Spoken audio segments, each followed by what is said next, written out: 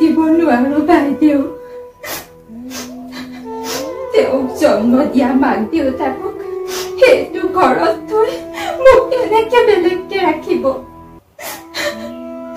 মানুহে কি কব?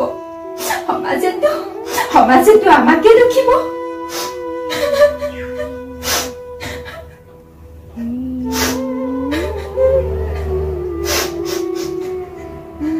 মোৰ জন্ম হোৱা ঘৰখনতো মোৰ থাকিবলৈ ঠাই নাই।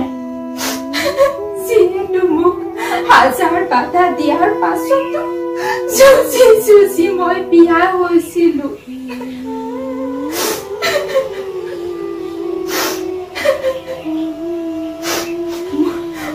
মোৰ মূৰটো যে মানুহ আঘাত জমা থোৱা এটা ডাষ্টবিন।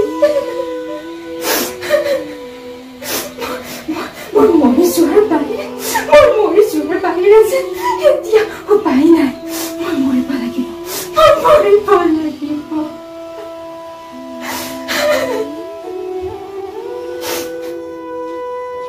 ধৈৰ্য ধৰাচোন তুমি।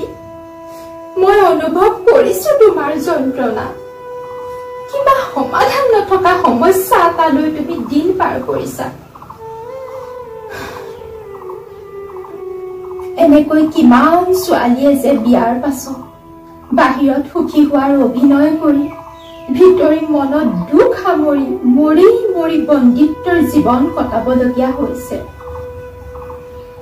এনেকৈ আৰু আগন্তুক দিনবোৰতো চলি যাবলৈ দিব নোৱাৰি। আমি নিজৰ ছোৱালী এজনী লোকৰ ঘৰ এখনত কষ্ট পালে সহ্য কৰিব নোৱাৰো, তেতিয়া আমি লোকৰ ছোৱালী এজনী কেনেকে ইমান কষ্ট দিব পাৰো?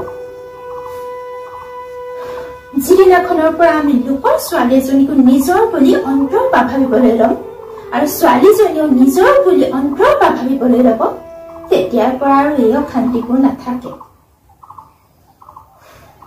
এই ক্ষেত্ৰত মই মোৰ শাহুমাক লৈ গৌৰৱ অনুভৱ কৰো। বহুত উচ্চ মানসিকতাৰ তেওঁ। সকলো তেওঁৰ দৰেই হোৱা হলে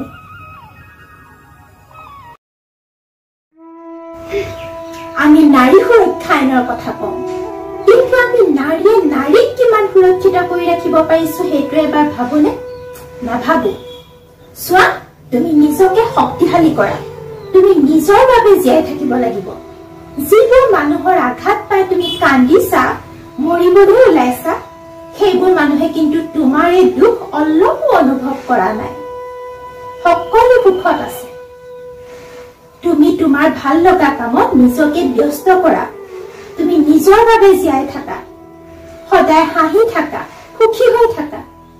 তুমি যদি সত্য পথত আছা, তোমাৰ লগত সকলো ভাল হ'ব। হয়তো দুদিন দেৰি হ'ব, কিন্তু চাই থাকা, তোমাৰ লগত সকলো ভাল হ'ব। চোৱা, তুমি কন্দা বন্ধ কৰাচোন, হাঁহি থাকিবলৈ শিকা, হাঁহি থাকা।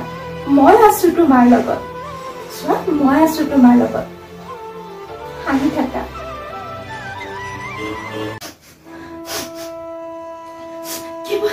কেৱল আমিয়ে কিয় সহ্য কৰি থাকিব লাগে? আমি সহ্য কৰি থাকো কাৰণে আমাৰ ওপৰত শোষণ কৰি যাব আৰু আমিয়ে সহ্য কৰি যাম বুলি এটা চিষ্টেম বনি গল। আৰু নহব। আমাৰ ওপৰত শোষণ কৰিবলৈ দিয়া নহব। আমাৰো হাঁহি হাঁহি জীয়াই থকাৰ অধিকাৰ আছে। আমাৰো সুখত জীয়াই থকাৰ অধিকাৰ আছে। মোৰ দৰে প্ৰত্যেকজনী বিয়া হোৱা ছোৱালী সুখত জীয়াই থকাৰ অধিকাৰ আছে। আৰু নহব, ময়ো হাঁহি হাঁহি জীয়াই থাকিম, ময়ো সুখত জীয়াই থাকিম।